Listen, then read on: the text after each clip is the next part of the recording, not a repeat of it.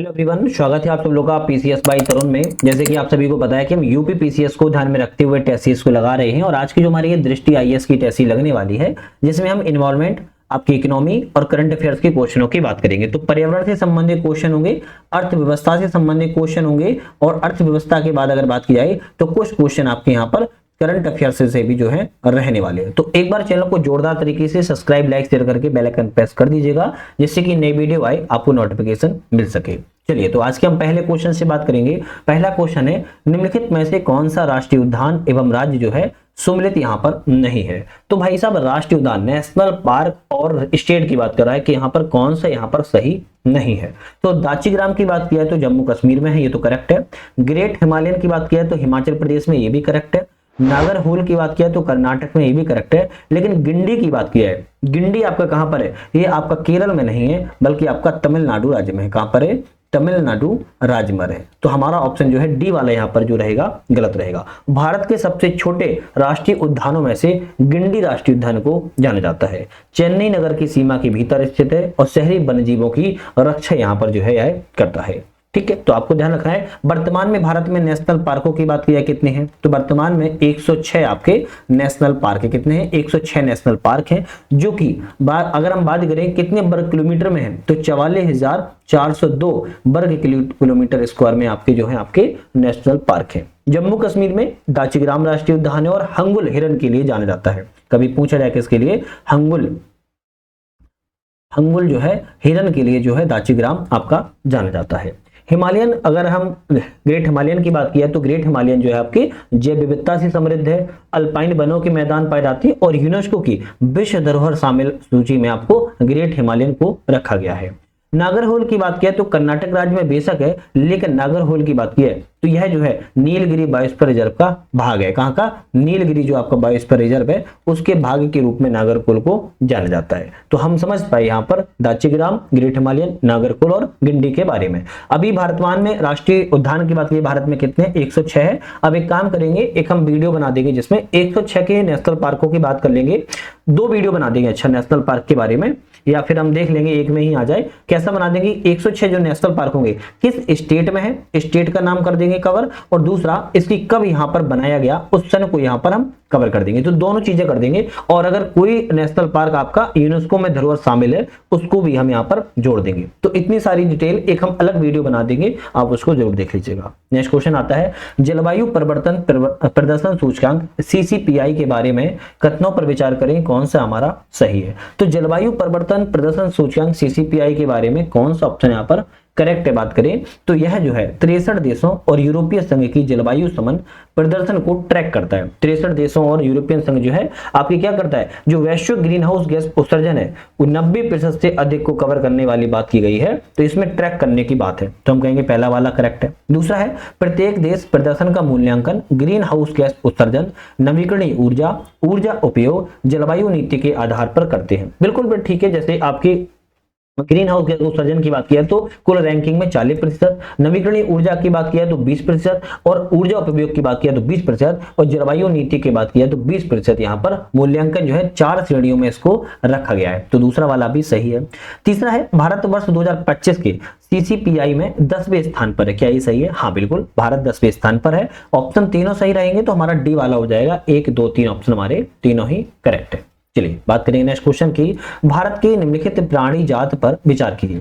प्राणी जात के बारे में विचार करना है कि इनमें से कौन सी लुप्तप्राय प्रजाति है। तो भाई प्राणी जात पर विचार करना है, भारत की लुप्तप्राय प्रजाति इनमें से कौन कौन सी है? घड़ियाल, ग्रेट इंडियन बस्टर्ड, एशियाई चीता। तो भाई साहब इनमें से तो ऐसी कोई भी प्रजाति नहीं है जो आपकी लुप्तप्राय प्रजाति हो। तो हम कहेंगे भाई इनमें से कोई भी नहीं, इनमें से कोई भी प्रजाति नहीं है। लेकिन बात यहाँ पर एक चीज याद रखना है, याद रखना है, जो घड़ियाल है, कलर चेंज कर लेते हैं, जो घड़ियाल है आपका, घड़ियाल को गंभीर रूप से लुप्तप्राय में रखा गया है। लुप्तप्राय प्रजाति हुई नहीं है, गंभीर रूप से क्या है, गंभीर रूप से लुप्तप्राय श्रेणी में रखा गया है।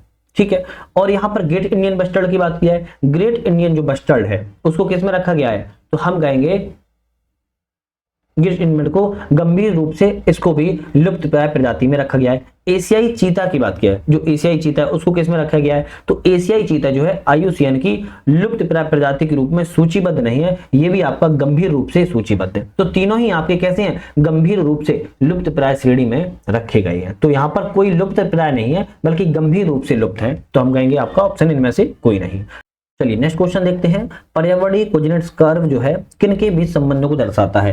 पर्यावरणीय कोऑर्डिनेट्स कर्व जो आपने जरूर सुना होगा EKC के नाम से, प्रति व्यक्ति सकल घरेलू उत्पाद और पर्यावरण क्षण को ये जो है दर्शाता है। बहुत छोटा सा क्वेश्चन है। एक निश्चित आय स्तर के बाद आगे की आर्थिक वृद्धि पर्यावरणीय प्रबंधन और स्वच्छ और प्रौद्योगिकी और सख्त नीतिगत उपायों को बढ़ावा देती है। इसे हम पर्यावरणीय क्षण के रूप में कमी लाते हैं। तो एक तरीके से कोऑर्डिनेट्स कर्व जो है प्रति व्यक्ति सकल घरेलू उत्पाद और पर्यावरणीय क्षण को जो है दर्शाने वाला यहाँ पर आपका संबंध है। नेक्स्ट क्वेश्चन की बात करेंगे। निम्नलिखित संरक्षित क्षेत्रों पर विचार कीजिए, इनमें से जो है टाइगर रिजर्व किसे घोषित किया गया है। तो संरक्षित क्षेत्रों पर विचार करना है और किसे टाइगर रिजर्व के रूप में घोषित यहाँ पर किया गया है। तो एक तो आपका बांदीपुर को, दूसरा आपका इंद्रावती को, तीसरा आपका रातापानी को। भीतरकनिका को टाइगर रिजर्व घोषित नहीं किया गया है। तो बांदीपुर की बात की है, बांदीपुर कहां पर है आपका, कर्नाटक राज्य में है, ये भी बता देता हूं कर्नाटक राज्य में है, और इसे 1973 में प्रोजेक्ट टाइगर के तहत रखा गया था। इंद्रावती की बात किया तो इंद्रावती आपका छत्तीसगढ़ राज्य में, कहां पर है, छत्तीसगढ़ राज्य में है, और इसको जो है 1983 में टाइगर रिजर्व बनाया गया था। और रातापानी की बात किया है, रातापानी कहां पर है, मध्य प्रदेश राज्य में है, और यह 57 में टाइगर रिजर्व के रूप में इसको घोषित किया गया है और विंध्य पर्वतमाला के निकट है। भीतरकनिका की बात की जाए तो मैंग्रोव परितंत्र है, कैसा है, मैंग्रोव परितंत्र के लिए जाना जाता है भीतरकनिका, और यह उड़ीसा राज्य में स्थित है। तो ऑप्शन आपका पहला, तीसरा, चौथा रहेगा, तो हमारा ऑप्शन बी वाला यहाँ करेक्ट हो जाएगा, जो कि आपके टाइगर रिजर्व के रूप में घोषित किए गए हैं। नेक्स्ट क्वेश्चन की बात करेंगे। निम्नलिखित युग्मों पर कौन सा कोयला खदान एवं राज्य जो है सुमिलित नहीं है। इस क्वेश्चन का आंसर देने से पहले आपको लिए नोटिफिकेशन मेरा ऐप आ चुका है जिसका नाम है UPSC नट, सेम नाम है, इस चैनल के माध्यम से ही आप देख पाओगे। UPSC नट आप कैसे डाउनलोड करोगे, तो डिस्क्रिप्शन में लिंक है, लिंक से भी डाउनलोड कर सकते हो, या फिर प्ले स्टोर पर सर्च कर लेना UPSC नट। क्यों बोल रहा हूँ डाउनलोड करने के लिए, यहाँ पर आपको मल्टीपल एग्जाम्स की टेस्ट सीरीज मिल जाती है, चाहे आप UPPCS की तैयारी कर रहे हो या किसी एग्जाम की तैयारी कर रहे हो। और हमने यहाँ पर एक कोर्स को लॉन्च किया हुआ है एग्जाम बूस्टर सीरीज के नाम से, एग्जाम बूस्टर सीरीज के नाम से हमने एक कोर्स लॉन्च किया हुआ है इसी ऐप पर।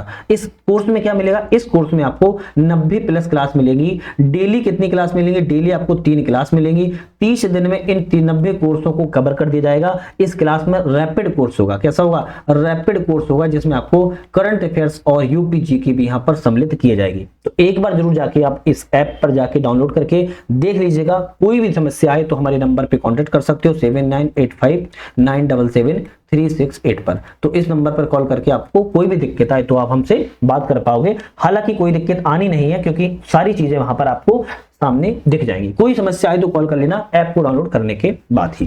निम्नलिखित कोयला खदान एवं राज्य यहाँ पर सही नहीं है, उसके बारे में बात करेंगे। झरिया आपका झारखंड में करेक्ट है, कोरबा छत्तीसगढ़ में करेक्ट है, सिंगरेनी आपका, सिंगरेनी की बात कर तमिलनाडु में नहीं है। सिंगरेनी कहां पर है, सिंगरेनी आपका जो है मध्य प्रदेश में है। कहां पर है, सिंगरेनी, सॉरी सिंगरेनी है ना, सिंगरौली नहीं, सिंगरेनी है आपके तेलंगाना राज्य में, सॉरी तेलंगाना राज्य में है सिंगरेनी, है ना। और आपका ऑप्शन जो है तालचेर उड़ीसा में, ये भी सही है। तो सी ऑप्शन आपका जो है गलत है। फिर से बोलता हूं, झरिया झारखंड में है, कोरबा छत्तीसगढ़ में है, सिंगरेनी तेलंगाना में है, और बात की जाए तालचेर उड़ीसा राज्य में है। नेक्स्ट क्वेश्चन आता है, पारिस्थितिकी संवेदनशील क्षेत्र ESZ से संबंधित विचार कीजिए, कौन सा ऑप्शन सही है। पारिस्थितिकी संवेदन से क्षेत्र के बारे में बात करना है, जो संवेदनशील क्षेत्र होते हैं, जो इको आपके सेंसिटिव जोन होते हैं, इसके बारे में हमें बात करना है, कौन सा सही है। पारिस्थितिकी संवेदनशील क्षेत्रों को वन जीव संरक्षण अधिनियम 1972 के प्रावधानों के तहत अधिसूचित किया। अरे भाई, इनको अधिसूचित नहीं किया जाता है, ध्यान रखना है। पर्यावरण वन जलवायु परिवर्तन की राष्ट्रीय वन्यजीव कार्य योजना जो है उसके अनुसार राज्य सरकार को निर्देशित किया गया है, ऐसे संरक्षित क्षेत्रों की सीमा जो 10 किलोमीटर के भीतर भूमि को, कितने, 10 किलोमीटर के भीतर भूमि को क्या करती है, पर्यावरण संरक्षण अधिनियम के तहत 1986 के तहत ESG घोषित की जाती है। तो 1986 के तहत जो है पर्यावरण संरक्षण अधिनियम के तहत घोषित की जाती है, ना कि वन जीव संरक्षण अधिनियम के तहत। तो हम कहेंगे ऑप्शन पहला वाला गलत है। दूसरा है, पारिस्थितिकी संवेदनशील क्षेत्र घोषित करने का मुख्य उद्देश्य इन क्षेत्रों में कृषि के अतिरिक्त सभी प्रकार की मानव गतिविधियों को प्रतिबंधित करना है। भाई ये भी गलत लिखा है। ESZ का उद्देश्य होता है सभी मानव गतिविधियों पर प्रतिबंध लगाना नहीं, बल्कि कुछ ही गतिविधियों पर प्रतिबंध लगाना। ताकि संरक्षित क्षेत्रों पर उनका नकारात्मक जो प्रभाव है वो कम से कम किया जा सके। कृषि, बागवानी, इको पर्यटन जैसी गतिविधियों को इस यहाँ पर अनुमति प्राप्त होती है। तो यहाँ पर तो कह रहा है पूर्ण रूप से लगा दो, तो ये भी गलत है। हम कहेंगे ना तो पहला सही है ना ही दूसरा यहाँ पर ऑप्शन सही है। नेक्स्ट आता है, कौन सा पारंपरिक मानव जीवन के साथ जैव विविधता के संरक्षण का सबसे प्रभावी उपाय प्रदान करता है? तो भाई साहब, पारंपरिक मानव जीवन के साथ जैव विविधता के संरक्षण का सबसे प्रभावी उपाय प्रदान कौन करता है? ऑप्शन रहेगा बायोस्फीयर रिजर्व करता है। कौन करता है? बायोस्फीयर रिजर्व जो है करता है। चलिए नेक्स्ट क्वेश्चन है, निम्नलिखित में से कौन सा कथन इकोटोन के बारे में सही नहीं है? इकोटोन के बारे में यहाँ पर कौन सा कथन गलत है? बात करें, इकोटोन जो होते हैं वो दो या अधिक पारिस्थितिकी तंत्रों के बीच एक संक्रमण क्षेत्र होता है। जैसे मान लो यहाँ पर एक ये तंत्र हो गया, यहाँ पर ये दूसरा तंत्र हो गया ए और बी, ये जो बीच वाला हिस्सा है इसको ही हम इकोटोन कहते हैं। क्या कहते हैं? इकोटोन कहते हैं। और यहाँ पर प्रजातियां, वन्यजीव सबसे ज्यादा पाए जाते हैं। क्यों? क्योंकि ए का भी सम्मिलित रूप होता है और बी का भी सम्मिलित रूप होता है, इसीलिए यहाँ पर जो है दोनों ही चीजें यहाँ पर जो है पाई जाती हैं, इसलिए पारिस्थितिक तंत्रों के बीच संक्रमण क्षेत्र जो है जाना जाता है। करेक्ट लिखा है। इकोटोन में प्रजातियों की विविधता सामान्यतः आसपास की पारिस्थितिक तुलना में कम होती है। अभी तो मैंने आपको बताया कि ज्यादा होती है, तो सीधी सी बात है ये ऑप्शन गलत लिखा है। यह उन विशिष्ट प्रजातियों का समर्थन कर सकता है जो समीपवर्ती पारिस्थितिक तंत्रों में नहीं। हाँ बिल्कुल, क्योंकि हो सकता है कि यहाँ पर एक्स नाम की कोई प्रजाति, यहाँ पर वाई नाम की कोई प्रजाति है, हो सकता है दोनों के सम्मिलित क्रॉस से जेड नाम की कोई प्रजाति का निर्माण हो जाए। इकोटोन में एक एज इफेक्ट के कारण प्रजातियों का घनत्व जो है अधिक होता है। एज इफेक्ट के कारण, हाँ बिल्कुल ठीक है। तो हमारा ऑप्शन जो है ए सी डी, यहाँ पर तीनों सही है, बी वाला गलत था क्योंकि पारिस्थितिक तंत्रों की तुलना में कम बोला है, जबकि ऐसा नहीं होता है, ज्यादा पाई जाती है दोनों की तुलना में, तो इसलिए ऑप्शन बी वाला गलत है। नेक्स्ट क्वेश्चन आता है, कौन सी स्थिति कमेंसिसलिज्म सहभोजिता को सबसे अच्छी तरह वर्णित करती है? तो कमेंसिसलिज्म जो है सहभोजिता को कौन सी परिस्थिति सबसे अच्छी वर्णित करती है? एक प्रजाति को लाभ होता है जबकि दूसरी प्रजाति से अप्रभावित रहती है। हानि या लाभ नहीं होता है, दूसरी प्रजाति अप्रभावित जो है से रहती है। तो दूसरे को ना तो लाभ होगा ना ही हानि होगी, उसे हम अप्रभावित कहेंगे, लेकिन एक प्रजाति को जरूर लाभ होगा। ये आपका ऑप्शन यहाँ पर सहभोजिता के बारे में करेक्ट है। नेक्स्ट बात करेंगे, विषुवत रेखा के निकट पाया जाता है, वार्षिक वर्षा 200 सेंटीमीटर से अधिक होती है, इसकी मृदा कृषि के लिए अनुपयुक्त होती है, उपयुक्त में से किस प्रकार के वन का सर्वोत्तम वर्णन करता है? तो इतना सोचना क्या है, यह उष्णकटिबंधीय वर्षा वनों के बारे में बात कर रहा है, तो ये तो आपको नॉर्मली हमारे थिंक पता होना ही चाहिए। नेक्स्ट आता है, कौन जैव विविधता के इन सीटू संरक्षण का उदाहरण नहीं है? तो इन सीटू संरक्षण का उदाहरण इनमें से कौन सा नहीं है बात कर रहा है? तो बायोस्फीयर रिजर्व उदाहरण है, हम कहेंगे, है ना। राष्ट्रीय उद्यान ये भी आपके उदाहरण है। बात की जाए यहाँ पर वन्य जीव अभ्यारण्य, ये भी उदाहरण है। वनस्पति उद्यान की बात की जाए, इन सीटू के अंदर संरक्षण में नहीं आता है, तो हम कहेंगे आपका ऑप्शन बी वाला यहाँ पर जो है गलत हो जाएगा। प्राकृतिक आवासों में संरक्षित करता है उसको हम इन सीटू कहते हैं, तो आपका ऑप्शन बायोस्फीयर रिजर्व, राष्ट्रीय उद्यान और आपके वन्य जीव अभ्यारण्य में इन सीटू संरक्षण जो है किया जाता है, तो आपका ऑप्शन बी वाला यहाँ पर गलत है।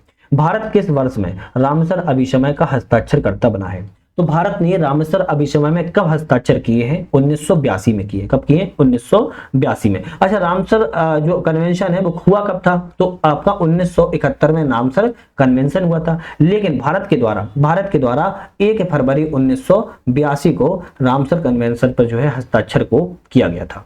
भारत में अभी वर्तमान में कितने रामसर स्थल है? भारत में रामसर स्थलों की अगर संख्या की पूछा कितने हैं तो आप बता देना 91 रामसर स्थल है 2025 के अभी तक के आंकड़ों के अंतर्गत। ये रामसर स्थल की भी एक वीडियो बना देंगे, तो 2 वीडियो आपकी पक्की हो गई, एक तो नेशनल पार्क की हो गई, एक आपकी रामसर स्थलों की हो गई, तो 2 वीडियो ये आपकी पक्की है। मैं लिख लेता हूं क्योंकि मुझे भी याद रहे, कहीं मैं ही भूल जाऊं। एक आपकी हो गई नेशनल पार्क की, राष्ट्रीय उद्यान के बारे में एक वीडियो हो गई जो आपको जरूर आएगी, और दूसरी वीडियो आपकी हो जाती है रामसर स्थल के बारे में, रामसर स्थल के बारे में। अब हम डिटेल से दोनों वीडियो बनाएंगे, थोड़ा हो सकता है उनमें लंबी वीडियो बन जाए, लेकिन एक वीडियो के साथ आपको पूरा समाधान मिल जाएगा। नेक्स्ट क्वेश्चन है, ग्लोबल मैंग्रोव अलायंस के संदर्भ पर विचार करें, कौन सा ऑप्शन सही है? ग्लोबल मैंग्रोव अलायंस के बारे में ऑप्शन कह रहा है कौन सा सही है? यह एक अंतरराष्ट्रीय सहयोग है, करेक्ट है। इसकी शुरुआत 2018 में वर्ल्ड ओशन समिट में की गई थी, तो ये तो सही है। यह गठबंधन विभिन्न हितधारकों के साथ साझेदारी के माध्यम से मैंग्रोव पारिस्थितिकी तंत्र के संरक्षण एवं पुनर्स्थापन के लिए कार्य करता है, ये भी सही है। केवल मैंग्रोव जैव विविधता संबंधी वैज्ञानिक अनुसंधान को बढ़ावा देने पर केंद्रित है। केवल नहीं है आपका, केवल मैंग्रोव से नहीं है, जबकि ये मैंग्रोव के साथ साथ वैज्ञानिक अनुसंधान को बढ़ावा देगा, तटीय प्रबंधन को बढ़ावा देगा, शासन में सुधार की बात करेगा, शिक्षा को समर्थन देगा, आपदा जोखिम को कम करने की बात करेगा, जलवायु शमन के कार्य करेगा, अनुकूलित रणनीतिक योगदान देने में कार्य करेगा। तो हम कहेंगे इतना सब करेगा, लेकिन केवल मैंग्रोव लिख दिया इसीलिए गलत हो गया। ऑप्शन केवल आपका पहला और दूसरा ऑप्शन यहाँ पर करेक्ट है। नेक्स्ट बात करेंगे, निम्नलिखित राज्यों को भारतीय वन स्थिति रिपोर्ट 2023 के अनुसार उनके वन एवं वृक्ष आवरण में वृद्धि के आधार पर घटते क्रम में व्यवस्थित कीजिए। राज्यों को भारतीय वन स्थिति रिपोर्ट 2023 के अनुसार वन और वृक्ष आवरण में वृद्धि के अनुसार घटते क्रम में बताना है, मतलब सबसे से ज्यादा से कौन सा यहाँ पर राज्य जो है रहने वाला है। तो हमारा सबसे पहले छत्तीसगढ़ राज्य रहेगा, छत्तीसगढ़ के बाद मध्य प्रदेश, सॉरी उत्तर प्रदेश राज्य आता है, उत्तर प्रदेश के बाद उड़ीसा, फिर आपका राजस्थान। तो हमारे यहाँ पर छत्तीसगढ़, उत्तर प्रदेश, उड़ीसा और राजस्थान ऑलरेडी ये सही सीक्वेंस में लिखे हुए हैं। हम बोलेंगे ए ऑप्शन यहाँ पर जो है आपका करेक्ट यहाँ पर हो जाएगा। चलिए नेक्स्ट बात करेंगे, जिला खनिज फाउंडेशन DMF के संदर्भ में कौन सा कथन सही है। जिला खनिज फाउंडेशन के बारे में ऑप्शन कह रहा है सही ऑप्शन कौन सा है, ढूंढना है। DMF जिला खनिज फाउंडेशन एक गैर लाभकारी संस्था है जिसे खान एवं खनिज संशोधन अधिनियम 2015 के तहत जो है स्थापित किया गया था। करेक्ट है। यह खनन से प्रभावित व्यक्तियों के हितों की रक्षा करता है, जो खनन से प्रभावित व्यक्ति होते हैं उनकी रक्षा करता है, ये भी सही है। राज्य सरकारों को खनिज अन्वेषण के लिए लाइसेंस जारी करने का अधिकार है। तो आपको याद रखना है, राज्य सरकार को लाइसेंस जारी करने का अधिकार रहेगा क्या, राज्य सरकार रहेगा क्या। DMF खनिज अन्वेषण को बढ़ावा नहीं देता है, पहली बात तो आपको एक चीज ध्यान रखना है, और ना ही राज्य सरकार को लाइसेंस जारी करने का अधिकार यहाँ पर होता है। यह कार्य कौन करता है, MMDR, कौन MMDR के अंतर्गत जो है कार्य यहाँ पर किया जाता है। कौन करता है, खनन एवं खनिज विकास विनिमय संशोधन अधिनियम के द्वारा इन प्रावधानों को सरकार के द्वारा दिया जाता है। तो हम कहेंगे केवल पहला दूसरा सही है, तीसरा वाला गलत है, लाइसेंस राज्य सरकार जारी नहीं करता है। अधिनियम और वर्ष है, कौन सा अधिनियम किस वर्ष जो है पारित यहाँ पर किया गया था। तो हम बात करें कौन सा अधिनियम का पारित किया गया, वायु अधिनियम 1981 में करेक्ट है, जैव विविधता अधिनियम 2002 में ये भी सही है, पर्यावरण अधिनियम 1986 में ये भी करेक्ट है, और जल अधिनियम 1974 में। तो हम कहेंगे चार ऑप्शन सही मिले हैं, तो पहला वाला ऑप्शन यहाँ पर करेक्ट हो जाएगा। बहुत सारे क्वेश्चन देखो छोटे होते हैं तो इनमें हम एक्सप्लेन करने की आवश्यकता नहीं होती है। संयुक्त राष्ट्र समुद्री कानून सम्मेलन अनक्लॉज के संदर्भ पर विचार करें, कौन सा ऑप्शन सही है। संयुक्त राष्ट्र समुद्री कानून सम्मेलन के बारे में विचार करना है तो प्रादेशिक समुद्री किसी देश की समुद्री तट रेखा से 12 समुद्री मील तक फैली होती है। तो प्रादेशिक समुद्र रेखा होती है किसी देश की जो समुद्री तट रेखा है इससे 12 किलोमीटर तक फैली होती है, तो हम कहेंगे करेक्ट है। किसी देश को अपने प्रादेशिक समुद्र पर पूर्ण संप्रभुता प्राप्त होती है, जैसे भारत की अगर ये 12 किलोमीटर की रेखा है, इस पर भारत को पूर्ण संप्रभुता प्राप्त है, ये भी सही है। देश विशेष आर्थिक क्षेत्र EEZ क्या है आपका, क्या है, विशेष आर्थिक क्षेत्र के अंतर्गत समुद्र की सतह के नीचे संसाधनों के अन्वेषण और उपयोग, मतलब कि खोज एवं उपयोग का विशेष अधिकार रखते हैं, तो ये भी ऑप्शन सही है, हमारी डी ऑप्शन रहेगा। तीनों ही ऑप्शन आपके जो है सही है। विशेष आर्थिक क्षेत्र कितने किलोमीटर में होता है, तो हम कहेंगे 200 किलोमीटर के क्षेत्र के अंतर्गत आता है। ये आपको पता नहीं होगा तो लिख लो, आपका EEZ जो है आपका 200 किलोमीटर के अंतर्गत आता है। प्रादेशिक समुद्री सीमा की बात की जाए तो 12 समुद्री मील तक आती है। नेक्स्ट बात करेंगे, जैव विविधता पर कन्वेंशन CBT के 16वें पक्षकार सम्मेलन आयोजन कहां पर हुआ। तो CBT का जो आपका 16वें पक्षकार COP16 का आयोजन जो है कहां पर हुआ, ऑप्शन रहेगा केली। अब ये केली क्या है, केली है कोलंबिया, क्या है केली जो है कोलंबिया में इसका जो है आयोजन किया गया था। अब आपको याद रहेगा कोलंबिया में हो किया गया था, कोलंबिया केली एक शहर का नाम है, वहां के कोलंबिया में है, वहीं पर आपका जैव विविधता कन्वेंशन CBT पर जो है सम्मेलन जो है किया गया था, 16वां था। गन्ने के संदर्भ पर विचार करें, कौन सा ऑप्शन सही है। तो गन्ने के बारे में विचार कर लेते हैं, कौन सा ऑप्शन सही है। गन्ना कटाई के लिए लगभग 10 से 12 महीनों में तैयार होता है, करेक्ट है। इसके लिए उष्ण एवं आर्द्र जलवायु की आवश्यकता होती है और तापमान 21 से 27 डिग्री सेल्सियस के बीच में होता है, ये भी करेक्ट है। उत्तर प्रदेश भारत का सबसे बड़ा गन्ना उत्पादक राज्य है, तो ये भी सही है, ऑप्शन रहेगा डी वाला A, 2, 3 सही है। एक चीज याद रखना है उत्तर प्रदेश के बारे में, उत्तर प्रदेश 3 चीजों में सबसे ज्यादा इंपोर्टेंट है, गन्ना के बारे में, आम के बारे में, आलू के बारे में, ये आपको याद रखना है, उत्पादक में पहले स्थान पर है। नेक्स्ट क्वेश्चन आता है, पादप प्लवक के संदर्भ पर विचार करें, कौन सा ऑप्शन सही है। पादप प्लवक के बारे में जो पादप प्लवक होते हैं, जो फाइटोप्लैंक्टन जो होते हैं, ऐसे पौधे होते हैं जो लवणीय एवं स्वच्छ जल दोनों के जीवित रह सकते हैं, चाहे लवणीय जल हो चाहे स्वच्छ जल हो, दोनों में जीवित रह सकते हैं, तो हम कहेंगे करेक्ट है। वे अधिकांशतः एक कोष के जीव होते हैं, तो हम कहेंगे ये भी सही है, ऑप्शन सी वाला रहेगा। दोनों ऑप्शन यहाँ पर जो है सही होते हैं। क्यों? क्योंकि सिंगल सेल्स ये ऑर्गेनिज्म से बने होते हैं, तो ये एक कोष के जीव होते हैं। हाथियों की अवैध हत्या की निगरानी MIKE, जिसे हम माइक भी कहते थे शॉर्टकट में, इस कार्यक्रम को पहल किस संगठन के द्वारा की गई है? हाथियों की अवैध हत्या की निगरानी की बात करें तो कार्यक्रम किस संगठन की पहल है? तो हमारा ऑप्शन रहेगा सिटीज। सिटी मतलब CITES, सिटीज की हाथियों के अवैध के लिए जो है आपकी यहाँ पर पहल जो है की गई है और अंतरराष्ट्रीय व्यापार कन्वेंशन के तहत यहाँ पर की गई है। नेक्स्ट आता है कि यहाँ पर कौन सा ऑप्शन सही नहीं है, गलत ऑप्शन कौन सा? एक तरफ संगठन है और दूसरी तरफ स्थापना वर्ष है। तो हम संगठन और स्थापना वर्ष की बात करें, यहाँ पर कौन सा गलत है? जैसे भारतीय वनस्पति सर्वेक्षण 1890 में स्थापना की गई थी, भारतीय वनस्पति सर्वेक्षण की 1890 में स्थापना की गई, बिल्कुल सही है। भारतीय प्राणी सर्वेक्षण की बात किया तो 1916 में की गई। कब की गई थी? 1916 में की गई, तो बी वाला ऑप्शन यहाँ पर गलत था, है ना। भारतीय वन सर्वेक्षण की 1981 में की गई, ये भी करेक्ट है। और केंद्रीय चिड़ियाघर प्राधिकरण की 1992 में की गई, ये भी ऑप्शन आपका यहाँ पर सही है, तो बी वाला ऑप्शन यहाँ पर गलत था। निम्नलिखित में से कौन सा अधिनियम राष्ट्रीय हरित अधिकरण NGT के अधिकार क्षेत्र से बाहर है? तो NGT के अधिकार क्षेत्र से इनमें से एक ऐसा अधिनियम है जो बाहर है, कौन सा है? और तीन आते हैं, तो जल एवं प्रदूषण निवारण उपकर अधिनियम, ये तो शामिल आता है। वायु प्रदूषण निवारण अधिनियम, ये भी शामिल किया जाता है। पर्यावरण संरक्षण अधिनियम, ये भी आता है। लेकिन वन जीव संरक्षण अधिनियम की बात की जाए तो NGT के अंतर्गत जो है नहीं आता है। NGT की स्थापना 2010 में की गई थी। कब की गई थी? 2010 में की गई थी। और अगर हम बात करें जल प्रदूषण अधिनियम कब बना था, तो हम कहेंगे जल प्रदूषण जो निवारण अधिनियम है 1977 में बना था। अब यहीं पर एक चीज और याद कर लो, अगर यहाँ पर उपकर अधिनियम की बात किया है तो 1977 बना है, लेकिन जल प्रदूषण निवारण अधिनियम की बात की जाए तो हम कहेंगे 1974 में बना है। अगर इसमें उपकर नहीं लगाए तो 1974, उपकर लगाए तो 1977। वायु प्रदूषण नियंत्रण अधिनियम की बात की है तो वायु प्रदूषण की बात की है तो 1981 में बना था। और पर्यावरण संरक्षण अधिनियम की बात किया है, पर्यावरण संरक्षण अधिनियम 1986 से संबंधित है। और वन्य जीव संरक्षण अधिनियम की बात किया है तो वन्य जीव संरक्षण अधिनियम क्या है? 1980 से संबंधित है। तो ऑप्शन आपको ध्यान रखना था, कौन सा गलत था? यहाँ पर जो है हमारा कौन सा बाहर है, तो यहाँ पर वन्य जीव संरक्षण अधिनियम बाहर है, आपका डी वाला ऑप्शन यहाँ पर शामिल नहीं है। समुद्री मत्स्य की जनगणना के संदर्भ में कौन सा कथन सही है? समुद्री मत्स्य की जनगणना के बारे में कौन सा सही है? यह जनगणना हर 10 वर्षों में आयोजित की जाती है। क्या 10 वर्षों में की जाती है? भाई ये जनगणना जो है आपकी हर 10 वर्ष में नहीं की जाती बल्कि हर 5 साल में की जाती है। कब की जाती है? 5 साल में की जाती है। अंतिम समुद्री मत्स्य जनगणना 2010 में की गई थी, तो अंतिम वाली जो आपकी जनगणना है वो आपकी कब की गई थी? 2016 में की गई थी। तो ना तो 2010 वाला सही है, ना 2015 वाला सही है, ना 10 वर्षों वाला सही है। ऑप्शन रहेगा ना तो पहला सही है ना ही दूसरा ऑप्शन यहाँ पर सही है। मैंने आपको सही बता दिया, 2016 में की गई थी अंतिम वाली और हर 5 साल में इसकी गणना को किया जाता है। मीथेन के संबंध में विचार कीजिए, कौन सा ऑप्शन यहाँ पर सही है? मीथेन के बारे में विचार करना है। मीथेन एक अल्पकालिक ग्रीन हाउस गैस है। कैसी है? एक अल्पकालिक ग्रीन हाउस गैस है, करेक्ट है। यह वैश्विक तापमान में लगभग 30% की वृद्धि के लिए जिम्मेदार है, तो हम कहेंगे ये भी सही है। ऑप्शन सी रहेगा, 1 और 2 दोनों ऑप्शन हमारे यहाँ पर करेक्ट है। चलिए बात करेंगे नेक्स्ट क्वेश्चन की।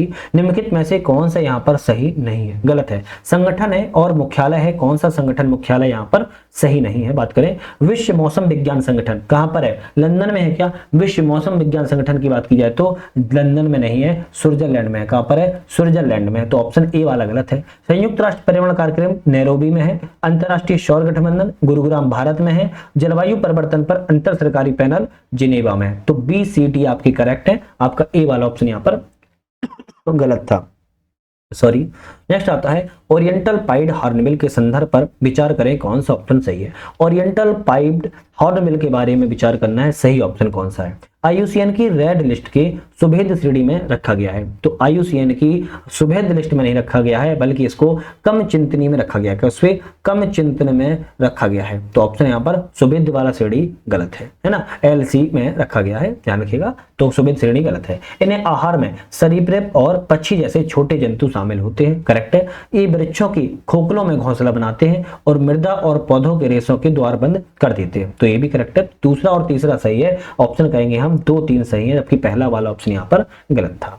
नेक्स्ट आता है कौन सी एक ग्रीन हाउस गैस जो है नहीं है। इनमें से आपकी ग्रीन हाउस गैस कौन सी नहीं है, बात करें मीथेन ग्रीन हाउस गैस है, ओजोन आपकी ग्रीन हाउस गैस है, HFC आपकी HFC का मतलब क्या होता है हाइड्रोफ्लोरोकार्बन, ये भी आपकी ग्रीन हाउस गैस है, लेकिन नाइट्रोजन ऑक्साइड यहां पर कहेंगे ग्रीन हाउस गैस नहीं है। निम्नलिखित में से कौन सा महासागरीय अम्लीकरण का कारण नहीं है। महासागरीय अम्लीकरण का कारण इनमें से कौन सा नहीं है। मानव जनित कार्बन उत्सर्जन करना अम्लीकरण का कारण है, औद्योगिक उत्सर्जन ये भी आपके अम्लीकरण कारण है, तटीय क्षेत्रों के पास वनों की कटाई भी अम्लीकरण कारण है। महासागर में तेल रिसाव ये आपका अम्लीकरण के तहत नहीं आता है। तेल रिसाव समुद्र को प्रदूषित करता है, लेकिन महासागर की अम्लता में कोई योगदान नहीं देता है। तो क्या करता है, प्रदूषित तो करता है, लेकिन यह जो कहेंगे हम अम्लता कर दे, अम्लता ये तेल नहीं करता है। चलिए नेक्स्ट क्वेश्चन की बात करेंगे।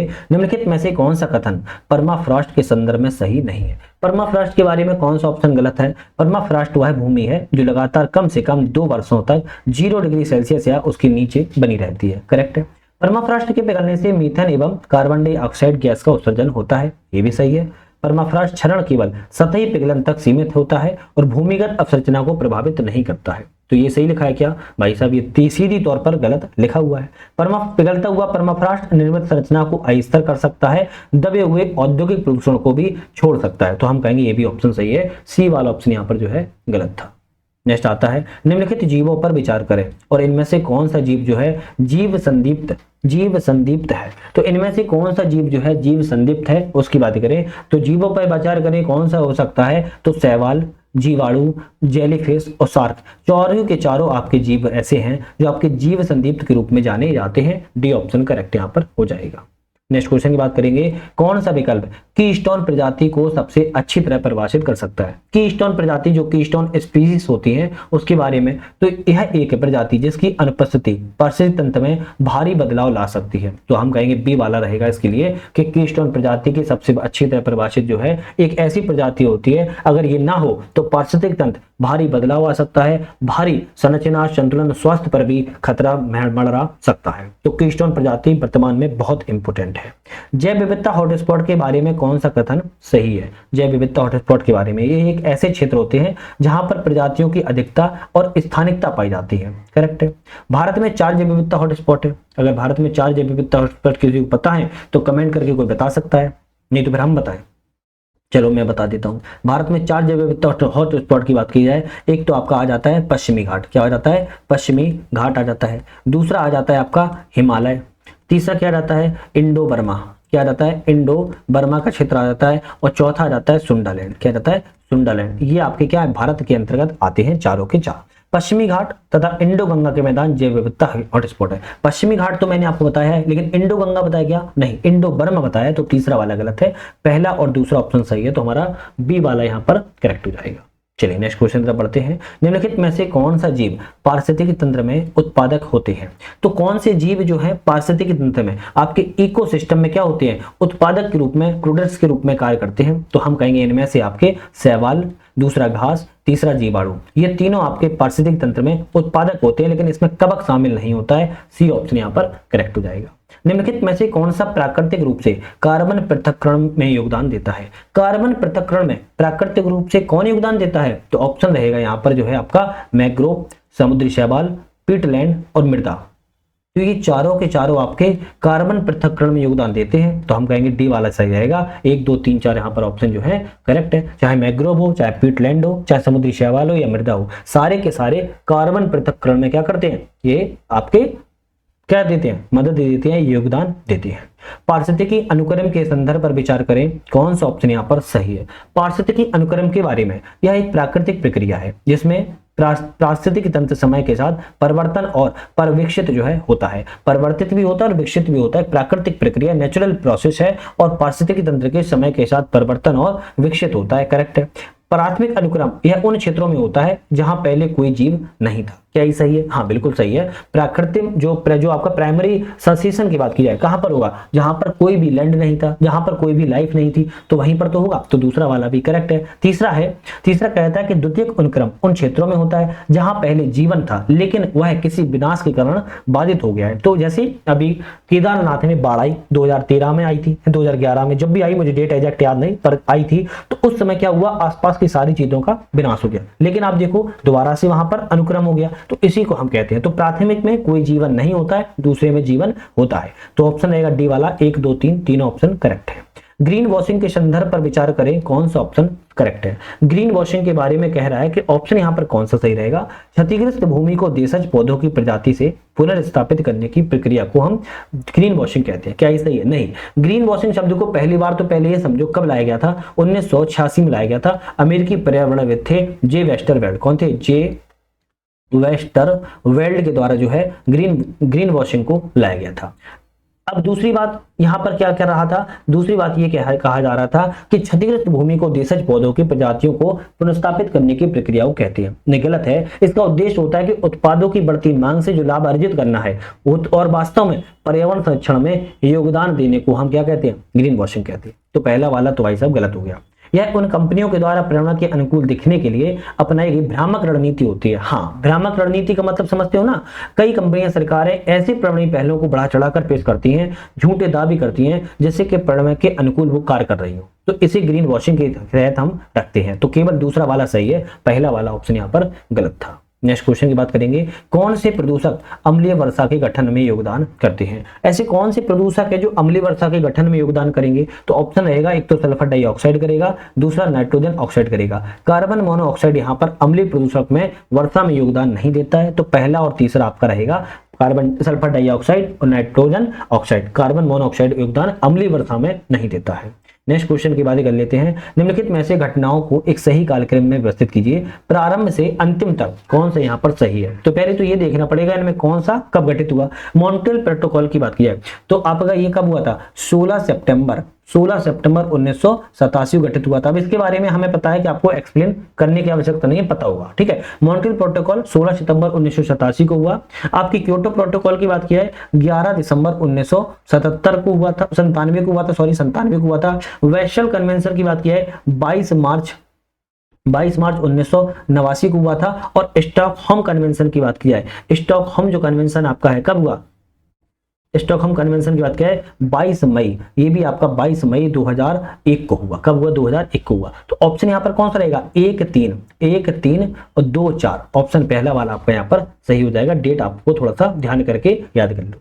निम्नलिखित में से किसे माइक्रोप्लास्टिक माना जाता है? भाई माइक्रोप्लास्टिक किसे माना जाता है? तो इनमें से हम माइक्रोप्लास्टिक के बारे में कहें तो सौंदर्य प्रसाधनों में प्रयुक्त जो प्लास्टिक वीड्स होते हैं उनको माना जाता है। जैसे प्लास्टिक जो वीड्स होते हैं इन कॉस्मेटिक आइटम में, जैसे महिलाएं अपने मेकअप लगाती हैं उनमें प्लास्टिक वीड्स का प्रयोग किया जाता है, उसे हम माइक्रोप्लास्टिक के रूप में जानते हैं। जैसे आपने इसका नाम सुना हो, देखो मैं लगाता नहीं हूँ, बस नाम बता देता हूँ एग्जांपल के लिए। जैसे आपने देखा होगा महिलाएं अपने लिपस्टिक लगाती हैं, उसमें प्लास्टिक के थोड़े थोड़े कण होते हैं। आपने देखा फाउंडेशन लगाती है, उसमें भी प्लास्टिक के 5 मिमी से भी छोटे कण होते हैं, उसको हम प्लास्टिक कण कहते हैं। तो मेकअप में जो प्रयोग किया जाता है मेकअप के अंतर्गत वो सब प्लास्टिक के अंतर्गत आता है। बिल्कुल करेक्ट है। दूसरा है सिंथेटिक वस्त्रों के निकली रेसे। अब आपने देखा होगा बहुत सारे वस्त्र ऐसे होते हैं फाइबर्स के बने होते हैं, उनमें भी छोटे छोटे रेसे निकलते हैं, उनमें भी प्लास्टिक आपके माइक्रोप्लास्टिक के अंतर्गत आते हैं। तीसरा है प्लास्टिक की बोतलों में टूटे हुए टुकड़े। अब प्लास्टिक की बोतल को आप क्रश कर दोगे तो उनसे भी आपके माइक्रोप्लास्टिक निकलेंगे। तो तीनों ऑप्शन सही है, तो डी वाला यहाँ पर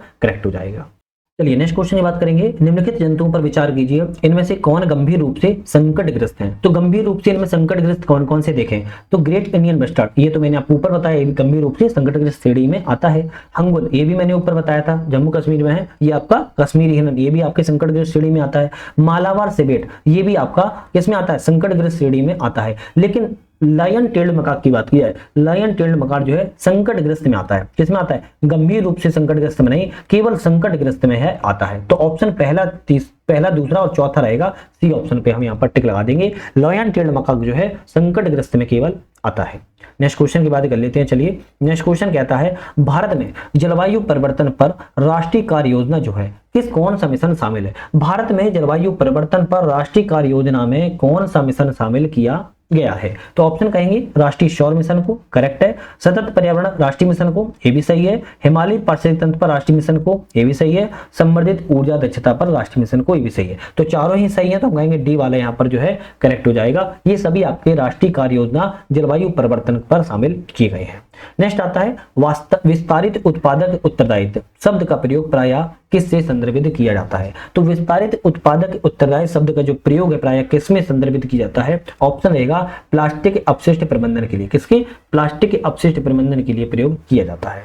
वायोसेल्वस, वायोसेल्वस शब्द से क्या तात्पर्य है। तो वायोसेल्वस शब्द से तात्पर्य होता है वर्षा जल बहाव के प्रबंधन एवं उपचार के लिए डिजाइन की गई हरित अवसंरचना को हम क्या कहते हैं, वायोसेल्वस जो है शब्द से यहाँ पर जोड़ते हैं। नेक्स्ट आता है ग्रीन क्रेडिट प्रोग्राम। क्या है? ग्रीन क्रेडिट प्रोग्राम के बारे में बताओ कौन सा ऑप्शन सही है। तो ग्रीन क्रेडिट प्रोग्राम के बारे में यह व्यक्तियों और कंपनियों दोनों को पर्यावरण के अनुकूल गतिविधियों के माध्यम से ग्रीन क्रेडिट अर्जित करने की अनुमति जो है देता है। क्या ये सही है? हम कहेंगे बिल्कुल बात ठीक है। दूसरा है ग्रीन क्रेडिट्स का व्यापार घरेलू बाजार में किया जा सकता है। ये भी सही है। इस प्रोग्राम को भारतीय रिजर्व बैंक के द्वारा विनियमित किया जाता है। नहीं, इस प्रोग्राम को भारतीय रिजर्व बैंक के द्वारा विनियमित जो है नहीं किया जाता। ये ऑप्शन आपका गलत है, ध्यान रखिएगा। तो ऑप्शन केवल कौन सा रहेगा? पहला और दूसरा केवल यहां पर सही रहेगा। नेक्स्ट आता है ग्रेट ग्रीन वॉल इनिशिएटिव मुख्य रूप से किससे संबंधित है। ग्रेट ग्रीन वॉल इनिशिएटिव मुख्य रूप से किससे संबंधित है? अफ्रीका के साहिल क्षेत्र में मरुस्थलीकरण में मुकाबला करने के लिए ग्रेट ग्रीन वॉल इनिशिएटिव को लाया गया है। और यह अफ्रीका के साहिल क्षेत्र एक तरीके से आप मरुस्थल से संबंधित है, ध्यान रखिएगा। नेक्स्ट आता है यदि किसी प्रजाति को स्थानिक रूप से वर्गीकृत की जाए तो इसका क्या अर्थ होता है। यदि किसी प्रजाति को स्थानिक रूप से अगर वर्गीकृत कर दिया जाता है तो स्वाभाविक रूप से किसी विशिष्ट भौगोलिक क्षेत्र तक सीमित हो जाती है। किसी अगर मान लो इस क्षेत्र है और यहाँ पर स्थानिक प्रजातियों क्या कर जाए, वर्गीकृत किया जाएगा, तो स्वाभाविक रूप है कि कहां पर हो जाएगा, एक भौगोलिक क्षेत्र में क्या हो जाएगा, सीमित, यहाँ पर सिकुड़ कर रह जाएगी। नेक्स्ट आता है बायोकेमिकल ऑक्सीजन डिमांड। क्या है? BOD, बायोकेमिकल ऑक्सीजन डिमांड की निम्नलिखित एक मानक संकेतक क्या है।